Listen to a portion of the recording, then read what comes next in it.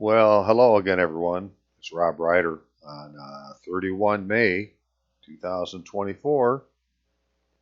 It's probably a good time to talk about this, that Trump's Legion Act that he signed in 2019 proves enlistees indefinite military status. So basically, because Trump signed this act and what the act says proves that because of other federal laws come into effect, that once you enlist as a voluntary enlistee, or just once you enlist, I mean, all enlistees are on an indefinite military status, which has profound implications for veterans and the United States in general. So, what I'm trying to do is get the American Legion to do what they're or should have already done, which is to provide each state the name and address of a registered agent for service of process and so forth. That has not been done. And until they do that, according to their own charter, they don't have any power. But if they did that, then the Legion, because it's made up of anybody who served then during a time of war, they didn't change the standard. What they did is they expanded who's in the standard. And so we'll take a look at that. And I am Staff Sergeant Berlusky Robert Allen, DOD ID number 12112800006. You should find yours and memorize it. And I am a voluntary enlistee, also known as Rob Ryder. Email is courtofrecord@aol.com and YouTube. And Rob Ryder with 3 B's, ROBBBRYDER. Trump signed an act in 2019, within which Congress had changed the definition of peacetime to undeclared war, and said now that's from 1941 until Congress says there's no longer a war, we're at war. And that's really important, and one of the reasons is because there's a thing called the Military Retirement Fund. You may want to Google that too. Actually, Military Retirement Fund Audit is probably what you should search on. And you'll see that there's $1.6 trillion of paid but uncollected military retirement. Well, that's because at the age of 60, if you have served in the military, even if it wasn't all active duty, if you stay in the reserves at the age of 60, you can claim a retirement. And so somebody like myself and millions of others are getting paid retirement, and it's going into this account, but because there's errors or omissions in the official records, it's not making it to us. We're unaccounted for somehow, right? Hasn't been proved that we're captured,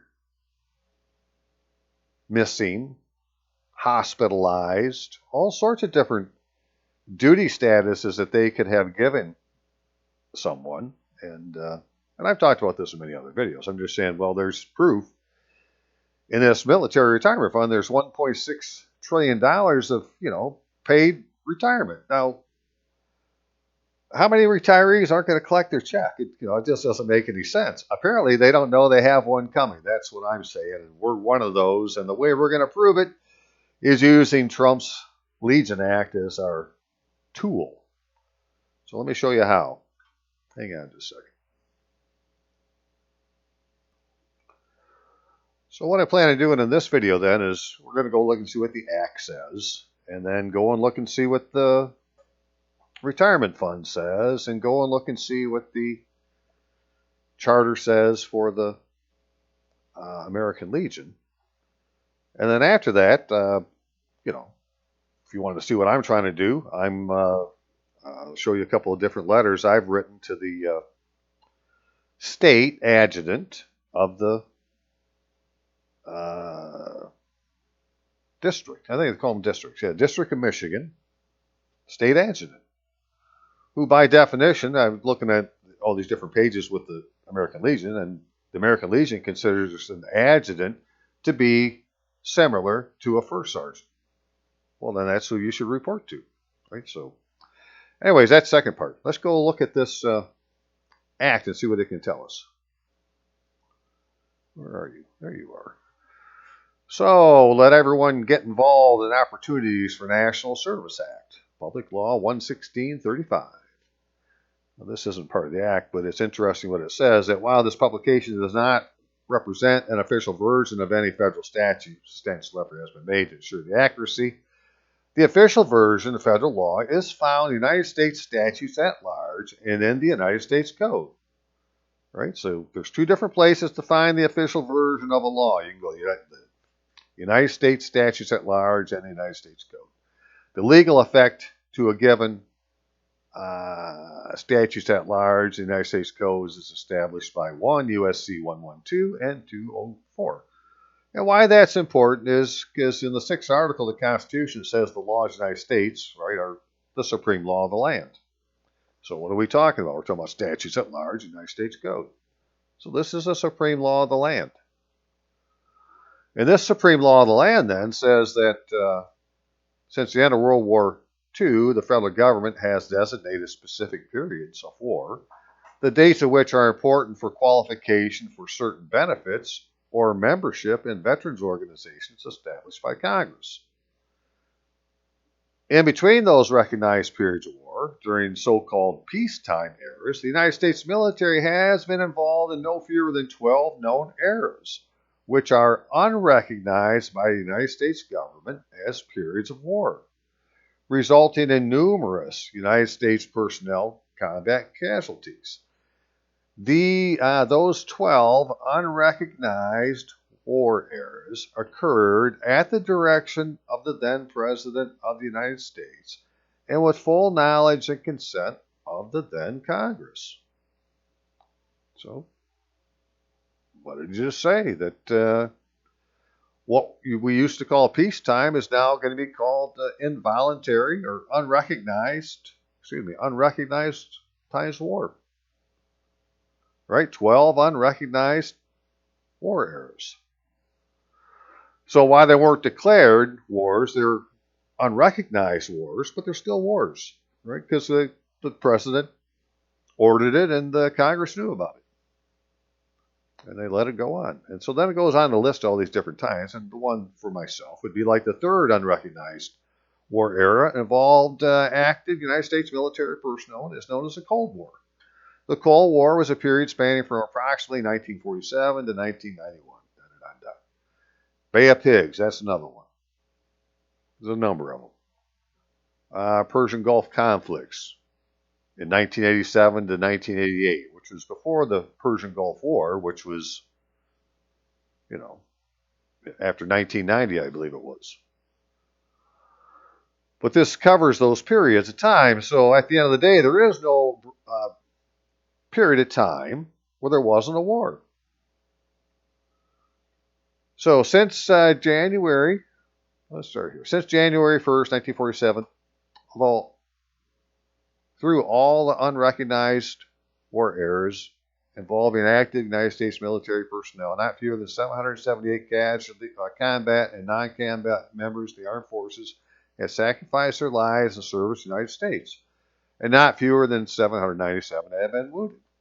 Since January 1st, 1947, the unrecognized war eras involving active United States military personnel who were wounded or killed serving the country were administered under orders from the Commander-in-Chief and with the consent of Congress, proving that the United States has been conducting deadly wartime service to protect the country consistently since December 7th, 1941.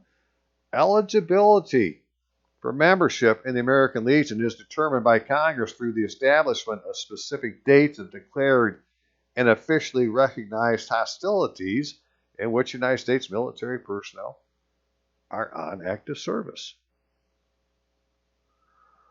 The privilege of membership in the armed forces should extend to all military personnel who served in active duty during all of the unrecognized war eras involving active United States military personnel. Okay, so what all that mean? Well, it meant they went to the charter for the American Legion and they changed it.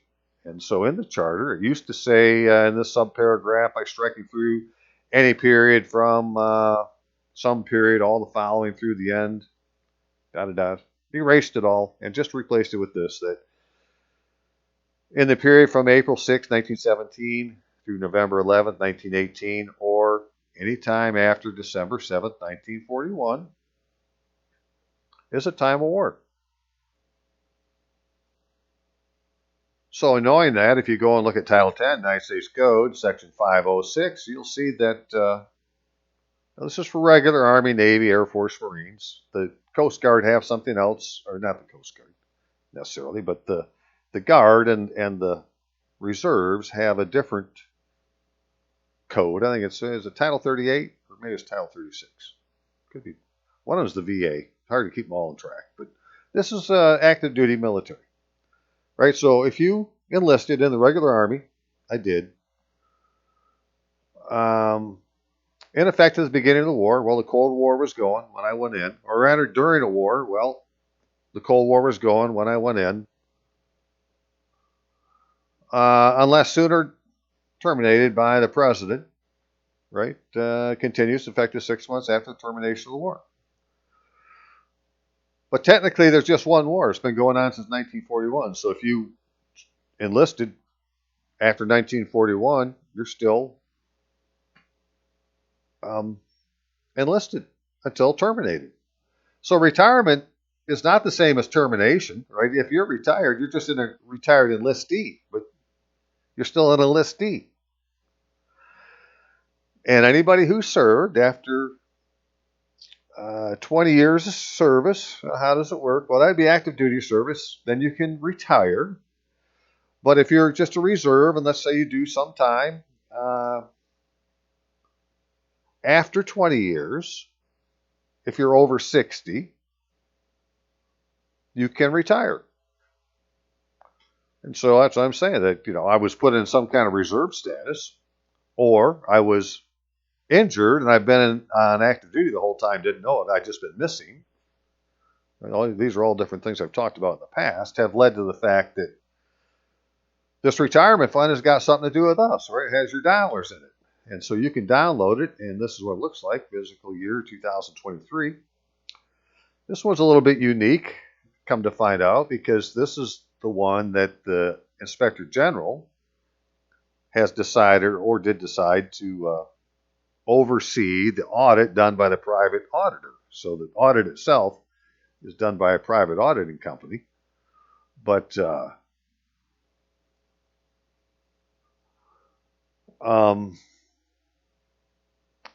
this one has been audited by the IG also. And I just found this out this morning. I haven't actually read it. But we don't need that to show you what I want to show you, which is you go down here far enough, you're going to find in here that, here you go.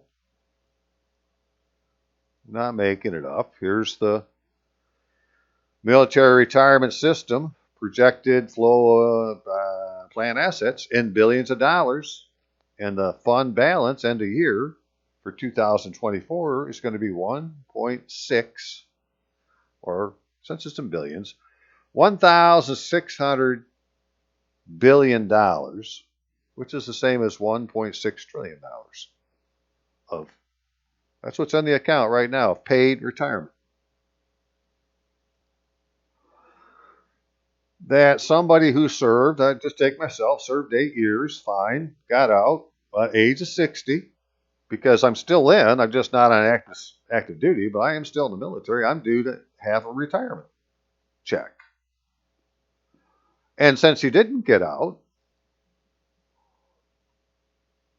and since I didn't get out, well, my years of service continued, right? It's not active duty service, it's just active service. I'm still in, reserve, or I'm missing or something. I mean, I don't know. I was never discharged. I never got terminated by the president. I don't have a termination order from the president.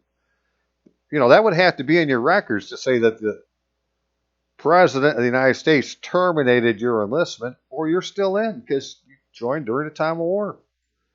So your years continue, and you get to 40 years of service, well, then your retirement would be 100% of whatever the current rate is for your your pay grade.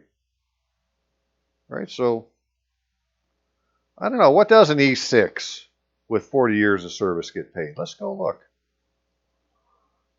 So here's for 2024 pay scale, and there's E6, and if you filed over here, the last row is for 40 years, let's say, just using that as the maximum, because that's as far as it goes. It would be $4,858 a month in retirement pay.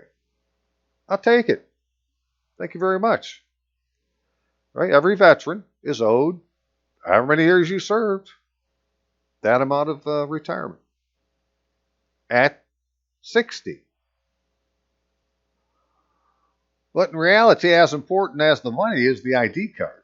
Because if you had a military ID still that said, Armed Forces of the United States, Geneva Convention ID card of some kind, then you wouldn't be in the jurisdiction of the democracy.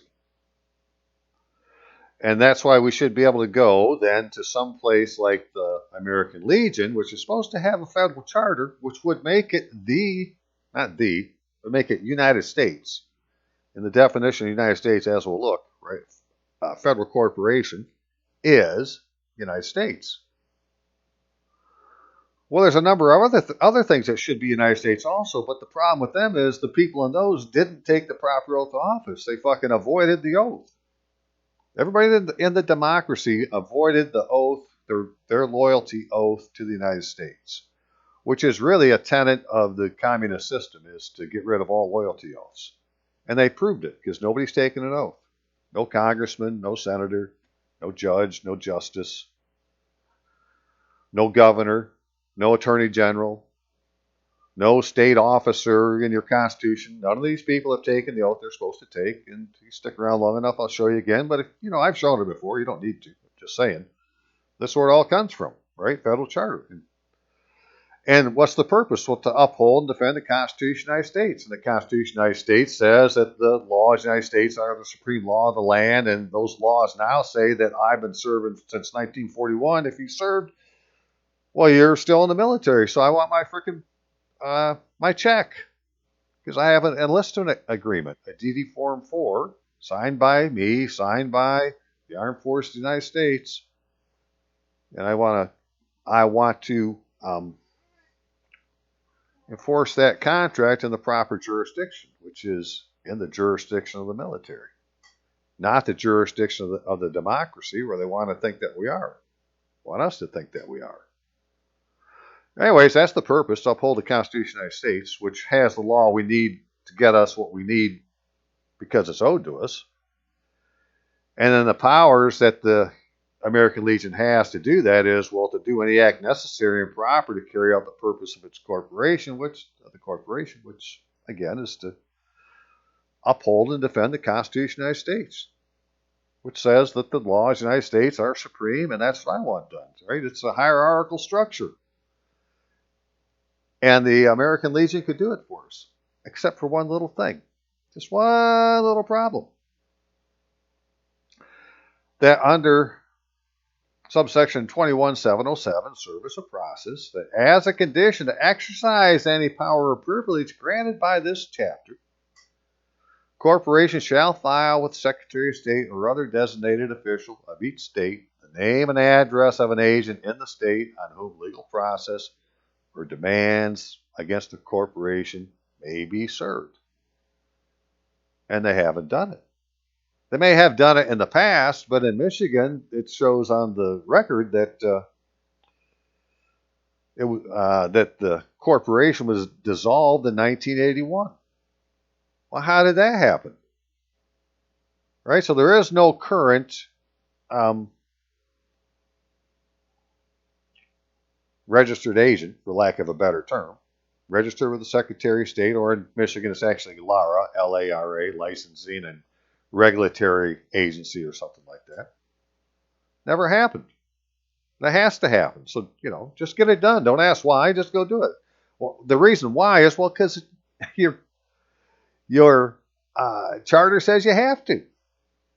That's why. So you can uphold the Constitution of the United States. That's why. The other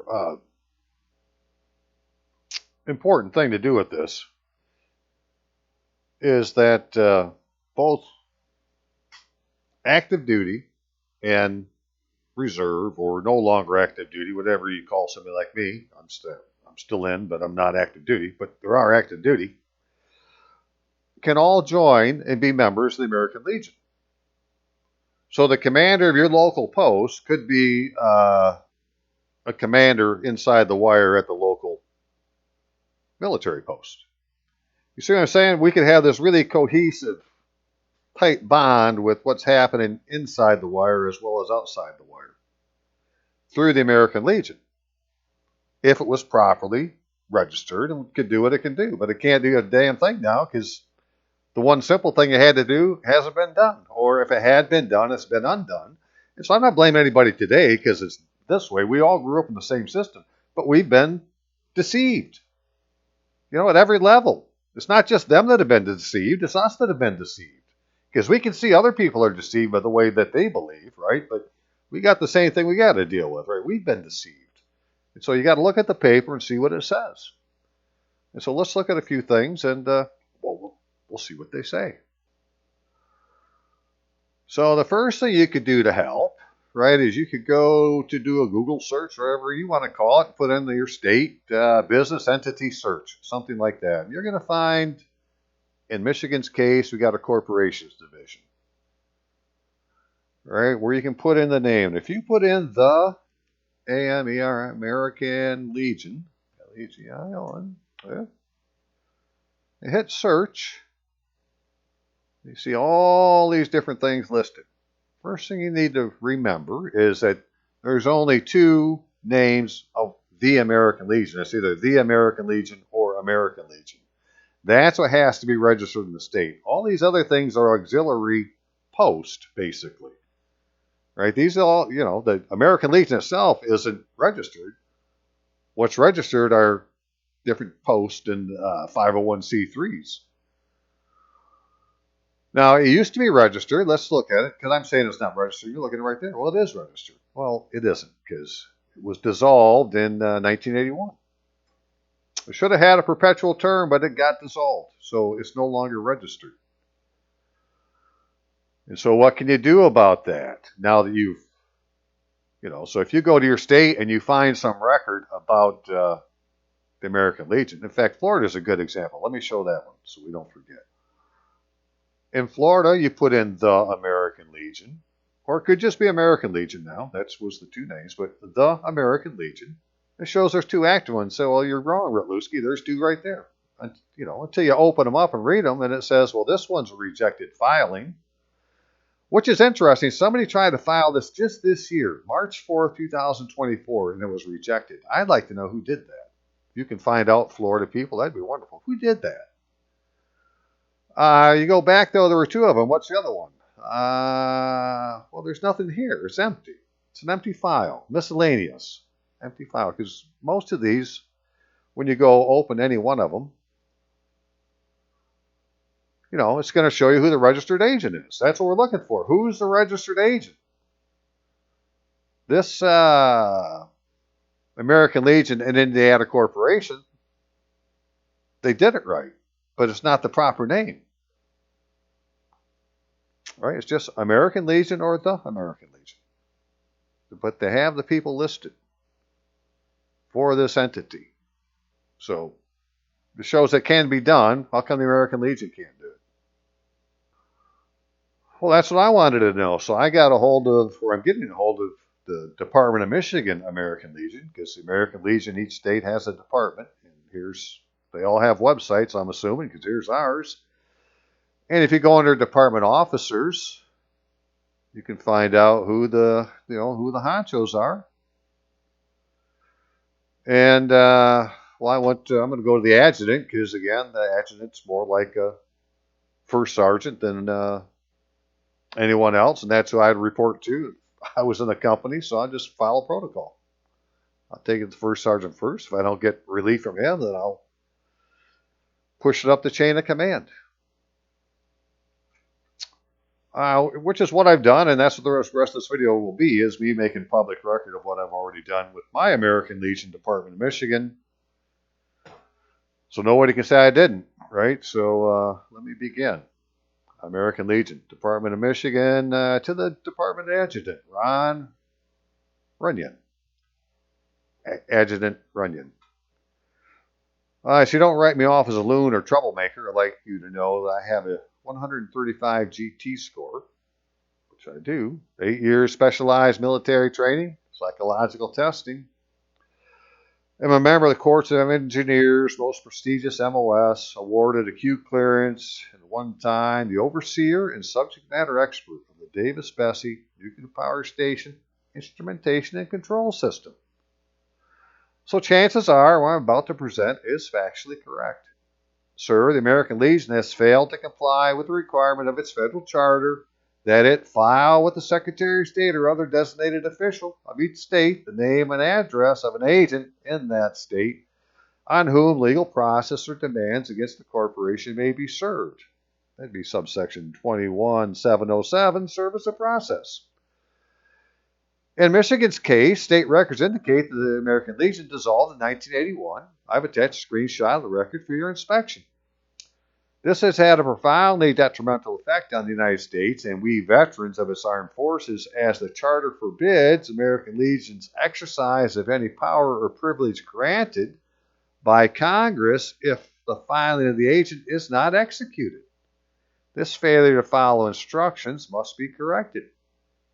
By Congress's agreement to the creation of the American Legion, our World War I veteran forefathers negotiated a seat at the table for all who served during the time of war, empowering the Legion as its number one purpose to uphold and defend the Constitution of the United States, and mandating that the Legion do any other act necessary and proper to carry out the purposes of the corporation. We don't need nobody's frickin' permission, sir. I didn't say that, but okay, sir, did you know a federal corporation is the United States? In other words, because the American Legion has a federal charter, it has a very special status. Federal law has a number of definitions in the United States, and at least one federal law, which is 28 U.S.C. 3002, defines the United States as a federal corporation, an agency, department, commission, board, or other entity of the United States, or an instrumentality of the United States. By this definition, the FBI, IRS, VA, United States Department of the Navy, Air Force, Army, Defense, etc., are the United States, as is the American Legion and other federally chartered corporations, such as the VFW, American Vets, Future Farmer Association, or Future Farmers of America, and many others identified in Title 36 United States Code. As each federally chartered corporation has its own congressionally approved purposes and powers, they are not all the same, and the Legion's purposes and powers are unique to itself. So here's the shocker. In effect, what Congress did in creating the American Legion, and a few others, is to enable the Legion to be the civil authority of the armed forces of the United States, given the responsibility to ensure the United States agencies, departments, commissions, and so forth follow the Constitution of the United States. And who better qualified than those who have proven honorable and faithful service? The American Legion could and will end lawfare that Trump, January 6ers, veterans, and so many others are victimized by. The Legion could and will end the bureaucratic BS of the VA and DOD used against veterans to deny claims for entitled benefits. The American Legion could and will ensure individuals claiming an office described in the 6th Article of the Constitution of the United States execute the oath of office required to satisfy the Constitution.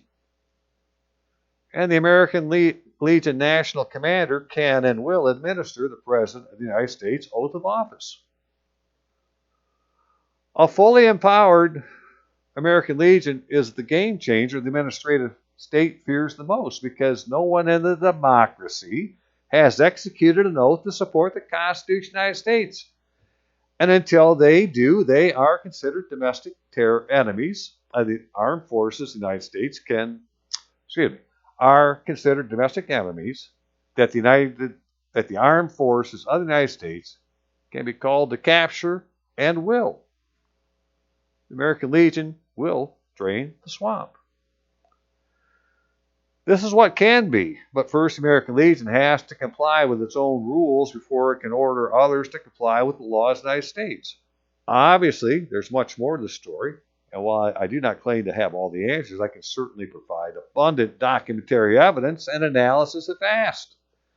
But what has to happen first is the Legion follow its charter.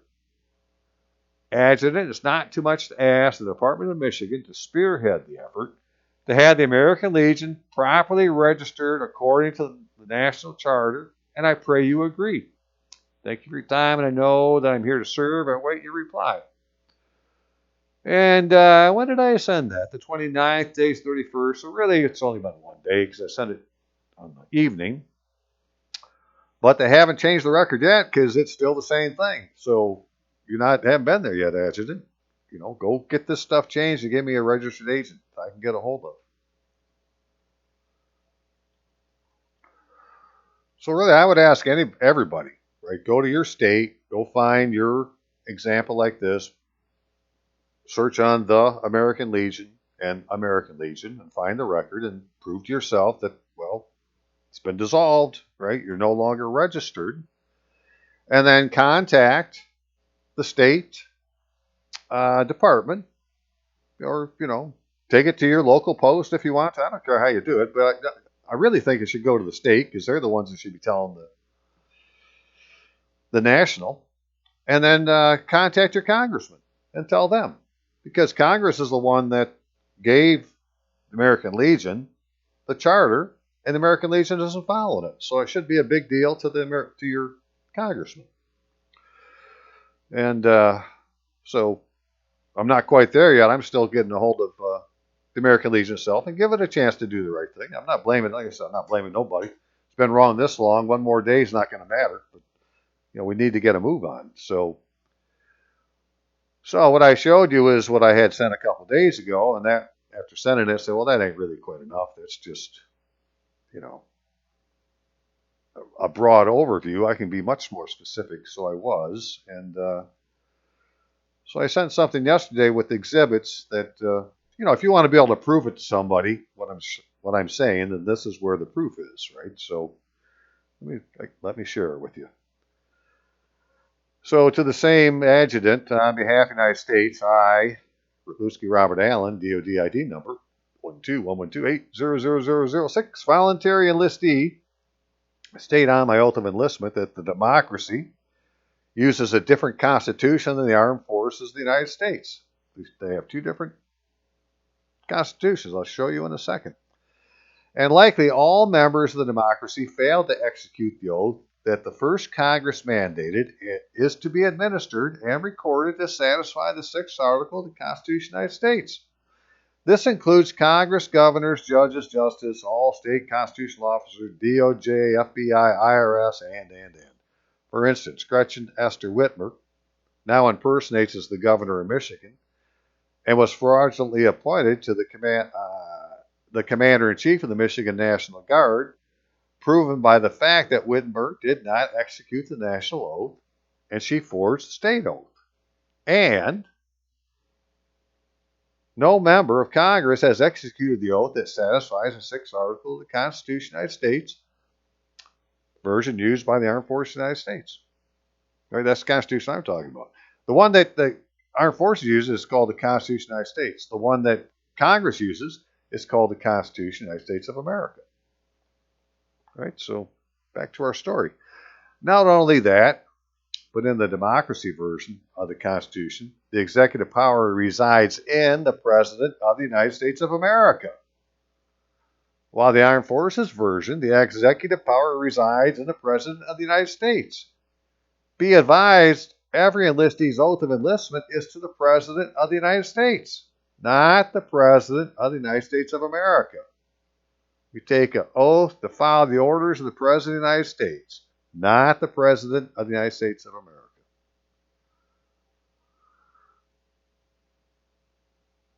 The United States of America is a foreign jurisdiction in its relation to the United States. And today, which was yesterday, 30 May 2024, that foreign jurisdiction convicted the President of the United States for from my jurisdiction in a color law proceeding held in the United States. It's time for the American Legion to put its boots on and report for duty. Adjutant, comply with the congressional charter, and then call the Commander-in-Chief Trump for orders. He's dependent on we veterans. I've attached evidence to prove my accusations, and I will provide a short narrative of them now. All right, so yeah, let's just look at these constitutions. The first one, Exhibit 1, well, that's the one that's in the manual court-martials, and Exhibit 2 is the version that the democracy usurpers of the constitutional power and authority. Let's look at it. All right, this one came out of the manual court-martials, and here's the United States of America out of, well, this is one out of the United States Code, basically. And let's look at it first. Didn't have all these set up yet. Okay, the executive power shall be vested in the President of the United States of America. Well, there it is. But what's the one in the manual court-martial say? Well, it says that the executive power shall be vested in the President of the United States. You know, they can't be the same people. Enough of that. Exhibit 3, an act to regulate time and manner of administering certain oaths. Well, yes, this is the law that says, right, that the oath or affirmation required by the 6th Article of the Constitution of the United States, the one that the Army has, shall be administered in the form following. I state your name to solemnly swear or affirm I will support the Constitution of the United States. You know, that's the end of the oath. There is no more. And you go in and read the rest of this, and it says, you know, everybody in Congress needs to take it. All state officers need to take it. And it makes a big deal to point out that we also have another oath for the clerk of the House of Representatives and the Secretary of the Senate. Have to take an oath. So, in the real world now, what could happen is that the military could convene a court of inquiry and send them to the clerk's offices and the secretary's office, clerk of the House of Representatives and the Secretary of the Senate, and ask to look at the records. And they would have to show them to them. And they would show that, well, none of these people have taken the oath that they're supposed to take. Right? Okay, and then Exhibit 4 is going to be for USC 101, which this is where they took what was in 1 Stat 23 and they put it into the United States Code and said that every member of a state legislature, every executive or judicial officer of a state shall, before he proceeds to execute the duties of his office, when? Before execute the duties of office, take an oath in the following form. And this is the exact same oath, and they have to register it or record it. Alrighty, so then I gave him as Exhibit 5, Whitmer Oath FOIA request. So written request for the record of Whitmer's oaths. The provided answer did not include the nation's loyalty oath, 1 Stat 23. And the copy provided is a forgery of the oath required by the Constitution of the State of Michigan of 1963, upon which I have emphasized the defect. So what do you mean by that? Well, here I asked. Subject, Gretchen Whitmer's oaths of office. And here was my answer. They sent me this one, which looks like it should be the oath of office used for the state to satisfy the 6th article, or not the 6th article, to satisfy the Constitution of the United States. Cheapers, Bob. Satisfy the Constitution of the State of Michigan. Sorry, folks, that's probably too much coffee and fasting. I'm a little bit revved up today. This is the oath of office that is supposed to satisfy the Constitution of the State of Michigan. And It can't be the one that satisfies the sixth article because there's no place here to put in your name, which was one of the criteria of the oath, right? I state your name, do solemnly swear. So this isn't the right form of oath. And then the style of the oath in the Constitution of the state of Michigan has been changed, right? Because in one, it's a lowercase Constitution of the state. And this one, it's uppercase. So, they have different meanings.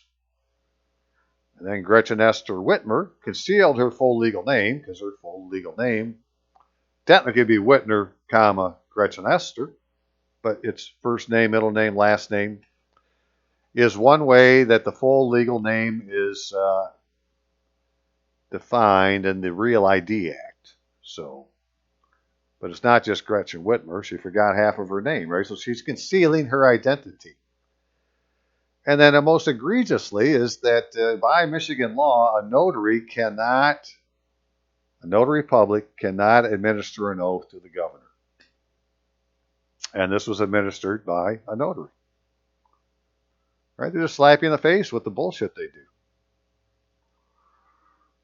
Well, but Whitmer's not alone. Exhibit 6 is the congressional record from January 3rd, 2023, which is the first day of the 118th Congress.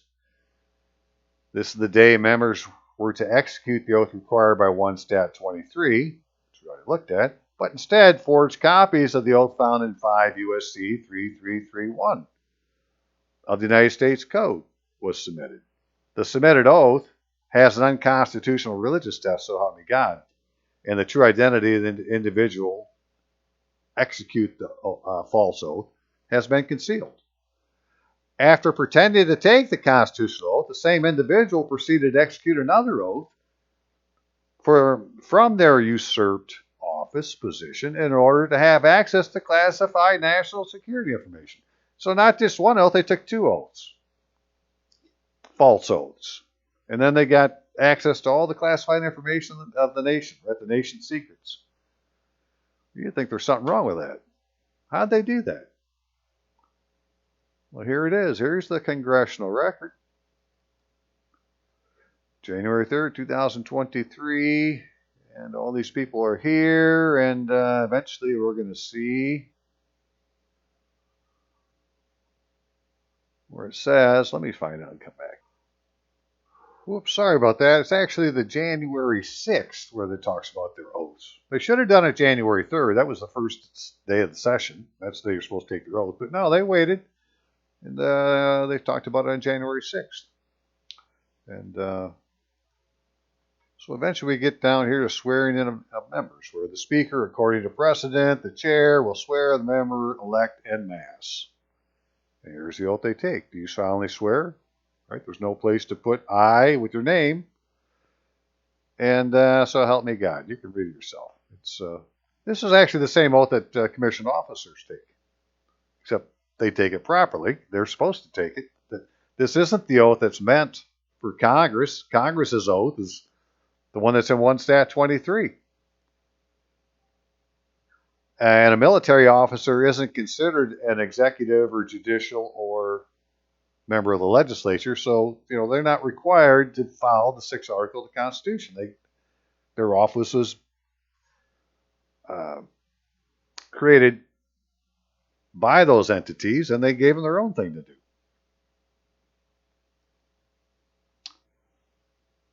And finally, Exhibit 7 is a standard form SF-61, appointment affidavits. This is the form federal appointees fill out instead of the oath required to satisfy the Constitution.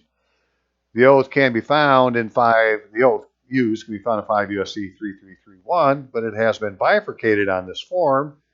And once subscribed, the true identity of the individual is concealed, and no seal is affixed to authenticate the official witness. All right, so this is the form they fill out, and this I do solemnly swear or affirm that is actually part of the oath that's in 5 U.S.C. 3331. What's not part of it is a oath of office. So they bifurcated it. And then when the person fills it out, they use a middle initial name. And then when this is done, they don't use a seal. And so it really wasn't done. And I'm going to have to get with Kimberly from Texas to get that information. But we had found out because we were complaining about some of the notary paperwork in her bankruptcy. And we wrote to the state, and they looked at the paper and said, well, there was no notary act executed. And all that was wrong that you could see was, well, they never used the seal, right, which is a necessary part of the process. So if there's no seal there, then this wasn't done. The commission never happened. Signed, sealed, and delivered. This is all Marbury versus Madison. Okie dokie. That's all I really wanted to talk about today. To recap, Trump's Legion Act proves enlistees indefinite military status. Every enlistee were still in the military. Proved by the Legion Act. And because we're in, we're owed retirement and many other benefits like a military ID card. And it goes on and on and on. Things that we should have that we're not getting. Because there's no way to enforce this stuff when you go to the DOD or the VA. They just won't listen to you. Well, the answer to that then is to go to the American Legion, because a federal corporation is the United States. And while there's many things that should be the United States along with the Legion's members, such as departments and agencies and instrumentalities and so forth and so on, the individuals in those haven't taken the proper oath of office, right? They're disloyal federal employees. They're not officers of the United States. So the way to fix the issue is for the military members through the American Legion to contact the commander-in-chief and find out, well, what do you want us to do, sir? But until that can happen, the American Legion has to put the damn paperwork in. So please push the Legion to file the paperwork to satisfy their charter, please. And I'm going to leave it there. Y'all have a great day, and we'll see what happens next.